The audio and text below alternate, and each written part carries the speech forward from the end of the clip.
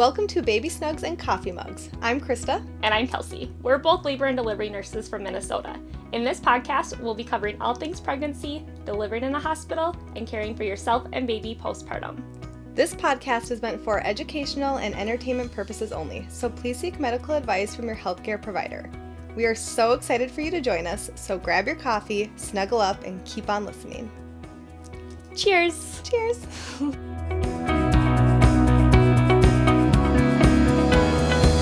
Welcome back, everybody, to episode 4 of Snugs and Mugs. Welcome. This week, we are going to be talking about the triage process, meaning that you are at home, you are having some concerns, and you don't know what your next steps are. So whether that is going to be being seen in the clinic or the hospital, we are going to go through this entire process with you. So we're going to speak specifically on what it's like to be checked out and evaluated in the hospital. With that being said, you might be told to just make another appointment or a sooner appointment. But yeah, we're going to go over what it's like to be checked out in the hospital. Yeah, so first steps, you are having some abnormal symptoms at home. You are going to call. If it's during clinic hours, you can just call directly your OB clinic department and they will hopefully get back to you that day or be able to answer some questions. If it is outside of clinic hours, you are going to be calling what we call Nurse Online. It should be a number that you were already given during your first couple of appointments if you're having concerns. So basically what's going to happen is you're having these symptoms, you're going to call, and then they're going to recommend what you should do. So if they are recommending that you go and be evaluated at the hospital, that's where we're going to go. So what does being triaged in the hospital mean? Let's explain that a little bit. Yeah. So if you have never had a baby before and you're like, I have no idea what you guys are talking about. Fair. So basically what happens is you're having some sort of symptoms that are new or different to you. You're going to go to the hospital. You're going to explain what's going on. They are going to evaluate you. They might do some swabs, some labs, depending on why you're there, and then come up with a plan. Yes. So in short, kind of that's the process. Yep, exactly. And we are going to actually go through each different symptom you may or may not be experiencing and what that next process or steps would be looking like to you. So so let's go without labor, actually. Yes. Yeah. So we'll talk about signs and symptoms of non-labor reasons why you're concerned. So say you're sitting at home and you don't notice the baby moving. You've been running around all day, doing all your work, getting the nursery ready, whatever you're doing. And you're like, I don't remember the last time that I have felt the baby kick. So we have kind of discussed this in a previous episode. In Nurse Online or the clinic is going to have you do this, but you're going to want to do kick counts. So drink a giant glass of water, lay down on your side, get your phone out, get your phone ready, and start timing when you're feeling this baby move. So you are going to want to feel your baby move 10 times within 2 hours. Yes. So say that is not what you end up feeling. You are going to want to call either the clinic or that Nurse Online number. They are most likely sending you in to be triaged at this point. Mm-hmm. So they will send you into the hospital. We are going to hook you up to some monitors, find that baby's heart rate, and essentially just hoping that baby's heart rate is within normal limits. We will be looking at specific things, which we don't need to get into with you guys, but essentially that, and then you are going to be then still feeling for baby movement. And it happens so often that somebody's like, I haven't felt the baby move, and they get to the hospital, and we put that monitor on, and the baby kicks the monitor, and they're like, okay, I just felt the baby. So it is do not feel bad. So common. It happens literally all the time. And we want you to be safe. Yes. Sorry. So exactly. Please, if you are ever concerned about that, that is the number one thing. And then also pay attention to when your baby is more active and when your baby is less active. So there's going to be times of the day where your baby is a crazy little human being in there and feels like doing somersaults and nonstop kicking, and that's their normal time. And there's going to be times where they normally don't kick a lot. So kind of take that into consideration too. But again, if you're having those concerns, call and go get checked out. Yep. So the next thing you might be experiencing at home is a change in vaginal discharge. So I know we've kind of touched on the fact that vaginal discharge is increased in pregnancy and definitely different than your normal out of pregnancy discharge. But you're kind of more looking for signs and symptoms of your normal pregnancy discharge changing. Yes. So that might be the color of it changing to like a green or like a dark yellow or even like bloody, anything like that. If you have any symptoms going along with it, you might have some like abdominal cramping, some back pain. So pay attention to what the discharge is looking at, like what if it has an odor or anything to it, because these are all questions that you're going to get asked when you go in. Exactly. And if you are having those, we're going to be doing some swabs when you go in. So, yeast infections, super common in pregnancy. Bacterial vaginitis, super common in pregnancy. So, if you are having these symptoms, you come in, we're most likely going to do some swabs on you and check for any of those kinds of infections and then treat appropriately. Yep, exactly. And then we also want to discuss bladder infection symptoms. So your whole entire system for going pee in your pregnancy is just so different. You have a giant head smushed onto your bladder, so you already are peeing all the time. So take your normal and think, okay, this is what I normally do, and all of a sudden if you're peeing way more than that, if you feel like you have such bad urgency, if it feels like you have to go and you do 2 drops and you don't feel like you're emptying, if you're feeling pain, burning, abdominal pain along with it, or if you're seeing blood in your urine, those are all signs of a bladder infection. Yeah, so honestly, every time, for the most part, if you're coming in to be triaged, we're normally having you pee in a cup, honestly, because a lot of times a UTI can cause a lot of your symptoms that you're having, unfortunately. And it is so common in pregnancy. Yeah. Oh, yeah. Way more common. And there are some people that are just prone to them. Some people, even out of pregnancy, are more prone. So pay attention to those symptoms and, yeah, head on in. With that being said, we also see people come in for kind of, we call it flank pain or like side pain. And you might not necessarily have bladder infection symptoms, but you could have a kidney infection. Yes. Also super common during pregnancy, unfortunately. And it's super painful. Very, very painful. I feel like our patients that come in with that, I feel so bad because like you're in pain for like no good reason. At least in labor, you're in pain for a good reason. But like, I feel like this is like torture for them. I have had so many patients tell me that a kidney infection is more pain than being in labor. Yeah. So you're going to most likely end up on some antibiotics if that is the case. So if you are feeling these symptoms, come in. We want to help you get better. Exactly. And then that brings us to vaginal bleeding. Any kind of bright red vaginal bleeding with or without pain is of concern in pregnancy. So there are times where you might have some spotting, which is more like pink tinged or kind of brownish looking discharge, kind of like how your end of your period is. Those can all be normal, but if you are like wearing a panty liner or all of a sudden you have a ton of bright red bleeding or even a smaller amount of bright red bleeding, you are going to want to call and they are going to send you to go in to be evaluated. You will automatically be sent in, yes. So typically, if you have bright red bleeding, when you come in, we are going to probably do a speculum exam because we want to see, I shouldn't say we as nurses, some facilities, the nurses are doing all this. Yeah, yep. At our facility, the providers are. Yep. So they're doing the speculum exam. They are looking to see if you are actively bleeding, where the bleeding's coming from, if it was just a one-time thing. They are taking everything into consideration. Mm-hmm.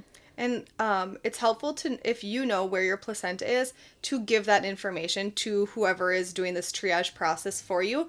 There are times where your placenta is like low-lying or partially over your cervix, and you will be told this in the office if this is the case. And it's great to let them know right away, like, hey, this is where my placenta is and I'm having this bleeding, and that can just expedite us treating you or ensuring that you and your baby are okay and safe. Yes, good point. And then our last kind of non-labor symptom that we want to discuss is high blood pressure or gestational hypertension preeclampsia. I feel like these are such common terms now. Like, I think everybody knows what preeclampsia is. Everybody knows. It is unfortunately so common these days. Yeah. It's common. I mean, it's for a good reason. We want to be catching these. Yeah. But yeah, you're right. I think everybody knows what it is at this point. I think we have at least one patient on our floor at all times Oh, with high at blood pressure. least. And like, it just is a thing. Like, that's just where our world is now. Like, Yep. it happens a lot. So, if you are having symptoms of preeclampsia at home, these are the list of things that they're going to tell you to pay attention to look for. I know they discuss it in the office. So if you have a headache, this headache is not going to go away with medication or rest. You could have vision changes. So some people say they see spots or they see like little floaters going around.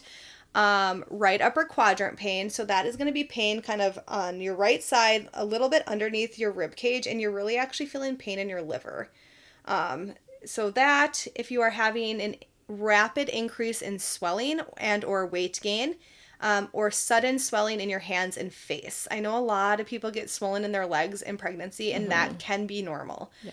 Swelling in your hands and face typically is not a normal sign of swelling. Right. And then kind of just to go off of it, if you're gaining more than 5 pounds in a week, that's typically your swelling is just too much. So again, you want to be seen. And oftentimes this happens at the end of pregnancy where you're going in every week, and so they might catch it in the office, but it could happen before you're at those weekly appointments. So if all of a sudden you wake up one day and you're like, oh my goodness, I am so puffy, like what happened?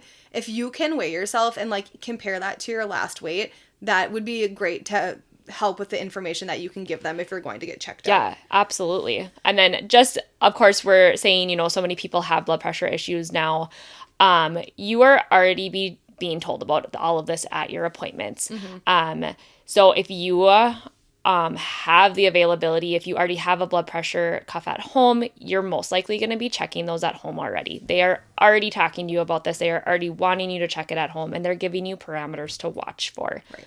So if your blood pressure is exceeding those parameters, of course you are calling, whether it is the clinic or the nurse online. And if you do not have a blood pressure cuff at home and you are not told to get one, by all means, you do not have to go please get one. don't go buy one. It's not necessary. It just surprises me how many people have them. A lot of people do. I don't have one. I don't either.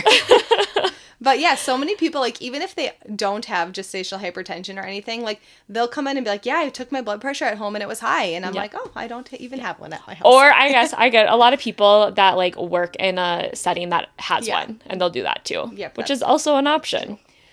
So, again, Kelsey had mentioned that, like, if you are already have concerns about your blood pressure with your provider, they're going to tell you, okay, this is an acceptable blood pressure. This is not an acceptable blood pressure. And they will tell you what to do about that. If you never have had a high blood pressure in your life and you do check it at home and you see that it's like 140/90, that is high. That is higher than normal, and that is going to most likely be higher than your normal. So just give that information, say, hey, this is what I checked it as. If you get to the hospital and they're much lower, great. Then we're not concerned. No, we're sending you home. Yeah. And if they're much higher, well, then we'll let you know at that point. So yeah, let's talk about the process then. If you do come in to be seen because you have high blood pressure or these symptoms with the preeclampsia, again, we're having you pee in a cup. Yes. We are going to be essentially checking your blood pressures. We're probably going to be checking them pretty regularly.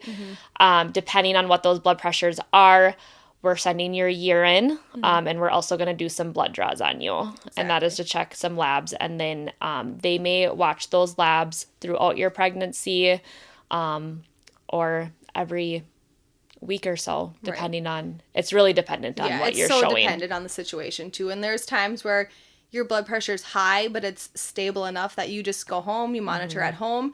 There's times where they'll start you on a medication, and again, you still monitor at home. And there are times that it's high enough that you stay in the hospital for a while and we watch it and we make sure you're doing okay, and we try different medications and different things. So again, it just depends on your situation and what your provider thinks is best. It is very provider based, and then your situation. So that kind of wraps up the non-labor things that we had planned to talk about. So that brings us to, you think you're in labor. The real deal. And how do I know if I'm in labor? How do I know if this is early labor? Or true labor, yeah. And everybody, I feel like, gets very, very stressed out about, like, how am I going to know when to come in? I think even labor and delivery nurses question it sometimes. Yeah, for sure. We all do. Like, it's just hard to know. And if you've never been in labor before, like, how are you supposed to know what it feels like? And it feels so different, and it is so different for everyone. Like, OB is just a world of gray, and it's just hard to know. But we do have a set of guidelines kind of that we go by with some give depending on your situation. But say you're at home and you think your water broke.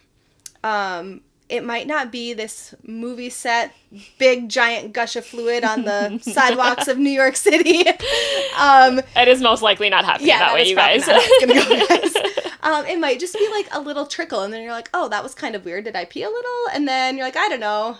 And then 5 minutes later it happens again. You're like, this is odd. I feel like that's more common with what happens. I would say some people describe it as like a popping feeling too. Mm-hmm. So, and you guys, not to say that you're not going to have a dramatic movie gush. That is also possible. It's just not that common.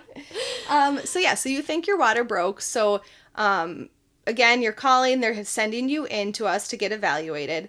The first thing that we're going to do when you come in is we're going to lay you pretty flat, which is so uncomfortable when you are pregnant. You can't breathe for a little bit, so sorry. So we make sure you go to the bathroom when you first get in there, and then we have you lay flat for ideally 20 to 30 minutes. And our goal with that is if you are having amniotic fluid leaking, it's going to, what we call pool, right near that cervix. And we're going to be able to visualize basically like a little puddle of fluid. Mm-hmm. So that's, so the provider or, again, the nurse, depending on what facility you're at, will be able to see, again, a little pool when they do the speculum. Yes. And to warn you about the speculum, we cannot use gel with the speculum. Again, hopefully your water actually did break and there is enough fluid there that it's not uncomfortable. But unfortunately, that gel can mess with our test that we're doing. So we're going to do a swab. There's a couple different types of swabs that we can do. Mm-hmm. I feel like you explained them super well, so I'll let you do that. Yeah, so there's one of the swabs is like a pH swab, so it's an instant result. So you swab the fluid, it's going to turn color if it's amniotic fluid. With that being said, this test can be thrown off by the gel, as we mentioned. Blood can throw this one off, and sperm can throw it off. So if you did have intercourse, make sure you're letting them know, because there's a chance that they'll just skip that swab.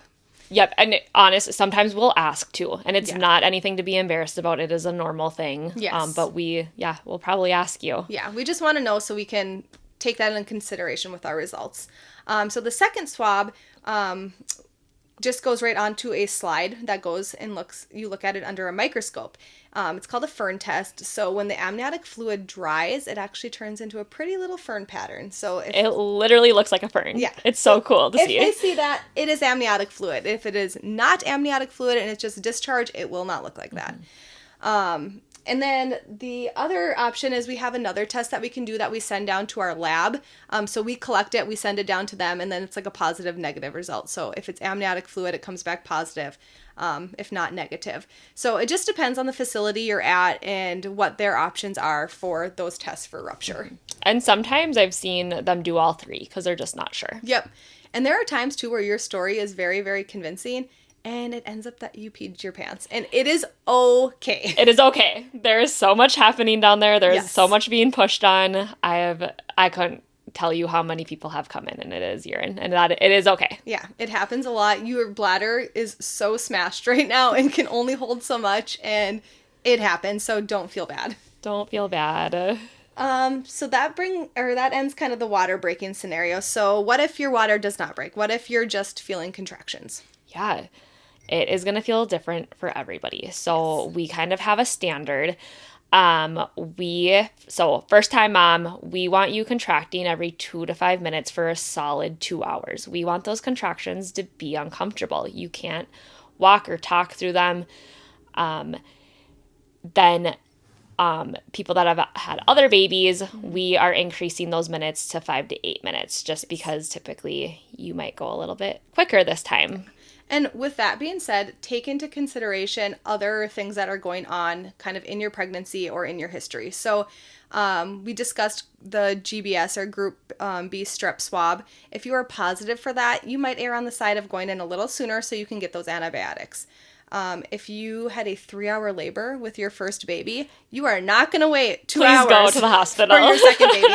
And your providers are definitely going to touch on this in your office visits, but they're going to tell you if your water breaks, if you feel 2 painful contractions, you're going to go in or you're delivering on the side of the road. Yeah, you'll absolutely have an idea going to your appointments and clinics. So that's perfect. The other thing I kind of want to touch on, it is okay if you have strong, consistent contractions for an hour and they stop. That's normal. You're probably not in labor.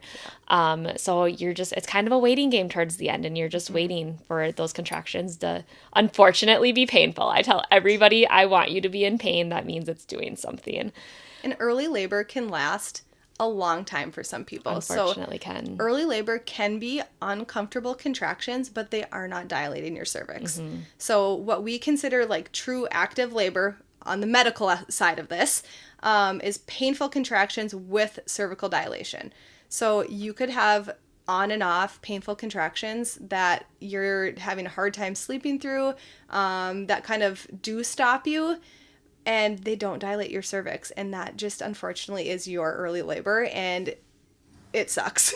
I feel so bad for those patients. Yeah, it has happened multiple times that we have had to send patients home just because their cervix isn't changing, and there's not much we can do about that. Right. And then I feel like we always get that question, well, how am I going to know then? Like, how am I supposed to know when I am going to come back in? And you are going to know, I promise you. And like, it might be 5 minutes after you leave, because it is so hard for us to know when you're going to switch from that early labor to active labor. Like, if there was a way for us to know that, we would be millionaires. Yeah, I was just going to say that. I'd have a lot of money right now. So it could last, again, days. It could last 3 hours. You could be back 2 weeks after you get sent home. You could be back 2 hours after you get sent home. It could all of a sudden stop. So another thing that I want to touch on as well, dehydration can cause you to cramp. So if you're waking up in the middle of the night and it's kind of like, I don't know, like these are painful, but like they're not really lasting, drink some water, because if it's not real labor, it's going to subside. Right. If it's real labor, it is not going to. Right. And that's going along with that also is like, if you're overdoing things, if you're a person who works on their feet all the time. Good point. I know personally for me, I would like work a 12-hour shift and I'd be like running around and I'd like go home and I'd sit down and I'd be like, oh, like they were mostly Braxton Hicks, but like I would contract a lot because I was on my feet and like my uterus was irritated and I probably wasn't drinking enough too. And so there are different things that can kind of cause you to have contractions and cramping, and it's not necessarily labor. So yeah, keeping yourself hydrated, resting, kind of slowing down. Don't walk at a fast pace when you are cramping after you do so. Like, reel it back a little bit, take your time, and just kind of listen to your body. And if they go away, then that wasn't labor. And if they're ramping up, then you're headed to the hospital. Yeah, exactly. So I think a couple things that you can do at home, because of course we're telling you have to wait a couple hours. Take a bath, take a shower, sway. If you have a birthing ball, rock back and forth on that. Sit, stand, whatever you can find comfort in. And rest. Like, if it is the middle of the night, try to lay down and see if you can like get your mind off those contractions and fall asleep. If you are falling asleep, you are most not likely in labor. With that being said, there are patients that do fall asleep between contractions, but that's because they're exhausted. Yep. So if you're able to just get a few hours of sleep, you're not truly really in active labor yet. So there's some things you can do at home to kind of see while you're waiting to see if those contractions keep going. Yeah, so to reel it back, you're contracting, you're watching for those minutes, those hours, you're calling that nurse online or the clinic, and they will give you direction. If you get sent to the hospital, we're doing that cervical check. That's going to give us our answers. Right. And so we're going to compare, if you have had your cervix checked in the office, we're going to compare our check to that check. Yeah. So say you were in the office, you had your 39-week appointment 2 days ago, and all of a sudden you're at the hospital and you were 2 centimeters in the office and you're 5 now, you're staying. Yep. With that being said, there's a chance you are the same as you were in the office. And it could be because those contractions are not strong enough to change your cervix, but it could be you just haven't had them long enough for it to change your cervix. So they might have you stay there and wait a little bit and kind of reevaluate. They might have you come back if things get worse. It just kind of depends on your situation. Yeah. Good points. So after discussing all of these cramping and contractions and pain and water breaking and all the time we are telling you to wait, if you are preterm, so yes, this was full term information, you guys. Yes, if you are under 37 weeks pregnant, you are not going to want to listen to anything we just said, okay? If you are feeling painful cramping, if you are feeling leaking, if you are having any kind of painful concerns about your baby and you are not full term, you are not 37 weeks, you are calling right away and they are going to send you in. Yes. You do not want to wait at home contracting and cramping if you are 34 weeks pregnant. No, so please you are going in right away. So discussing kind of preterm babies, it's kind of a hard place for the hospital to be in because we don't want to encourage a preterm baby, but there's kind of these scenarios where it is more beneficial for the baby to be born versus staying inside the mom. So it really is going to be dependent on your situation, how you are treated when you go in with any kind of preterm labor or preterm concerns. I feel like we often see people come in having preterm contractions and their cervix dilates a little bit and then it just stops and their contractions stop and then they go home eventually. Yeah, it does happen. So I feel like some things we can kind of expect, or we can at least share with you guys, is if you are preterm and you're not getting discharged immediately after you are being triaged, they are most likely going to do some swabs. They might check your urine for a bladder infection because, as Kelsey had said, these things can cause you to have cramping or contractions. And if none of those are telling us, okay, this is why this is happening, they might keep you for a while. They might give you some fluids. They might give you a steroid, which is called betamethasone. So this is a shot that the nurse is going to lovingly give you, and it is painful. Everyone says it hurts because it's a very thick substance, but it is a steroid that we give you to help the baby's lungs mature. Mm-hmm. So these medications are given 24 hours apart, and there's 2 injections. So if there is a concern that you are having this baby early, the goal is to get both of those in. Yeah, and it's just kind of like a preventative thing. It's okay if baby comes or not. Yeah. Essentially, we want both those injections in, though, before baby does come. Exactly.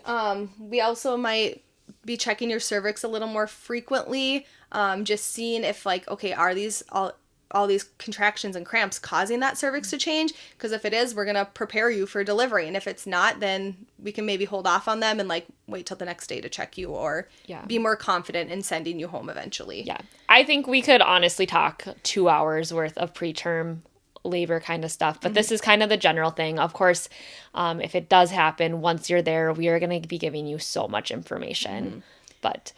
And if you are at a facility that cannot take care of a preterm baby, because not all hospitals have a NICU, not all hospitals have a higher level nursery that can take care of preterm babies, they potentially might send you to a hospital that has that capability if they feel like you are going to deliver and they have enough time to get you there. Yeah.